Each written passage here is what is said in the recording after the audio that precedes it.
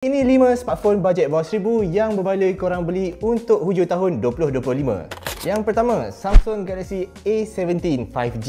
Dengan harga ni, korang akan dapat chipset Exynos 1330 yang powerful untuk kegunaan harian dan skrin 6.7 inci Super AMOLED dengan 90Hz refresh rate. Bateri dia bagi 5000 mAh dan dia bagi triple kamera. Selain tu, korang boleh juga guna Gemini Live dekat phone ni. Phone bajet dari Samsung ni ditawarkan pada harga RM899, harga yang sangat berbaloi dari Samsung. Yang kedua, Redmi Note 14 5G.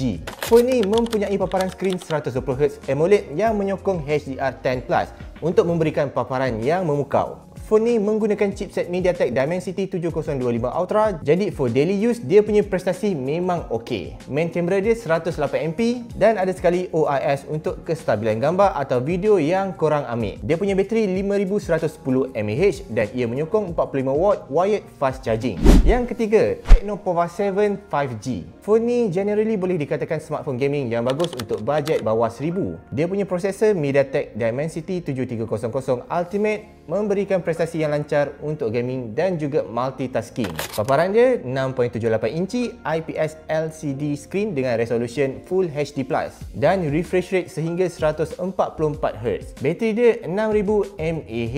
Memang agak besar dan boleh tahan penggunaan seharian. Untuk kamera, walaupun nampak macam ada 3 kamera, tapi sebenarnya phone ni single kamera je. 50MP wide angle lens dengan satu light sensor lens. Untuk gamers yang tak mementingkan kamera, phone ni sangat sesuai sebagai phone gaming harga bajet bawah RM1,000.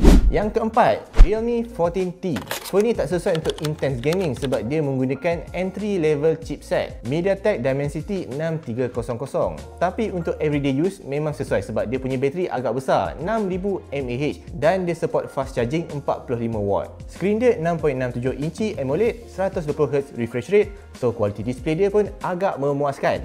Yang kelima dan terakhir, Poco M7 Pro 5G. Phone ni masih dilancarkan, harga dia RM1099, tapi sekarang harga dia dah turun bawah RM1000. Dia punya paparan boleh dikatakan antara yang terbaik untuk phone bajet. 6.67 inci AMOLED display dengan 120Hz refresh rate dan peak brightness dia 2100 nits. So tak ada masalah kalau nak guna dekat tempat terang. Kamera utama dia 50MP menggunakan sensor Sony dan ada sekali OIS. Susah untuk ambil gambar low light. Bateri dia pun boleh tahan besar, 5110 mAh dan menyokong 45W turbo charging. Jadi itulah smartphone bajet bawah RM1000 yang berbaloi untuk korang beli. Tapi kalau korang rasa ada phone lain yang lebih baik, komen dekat bawah.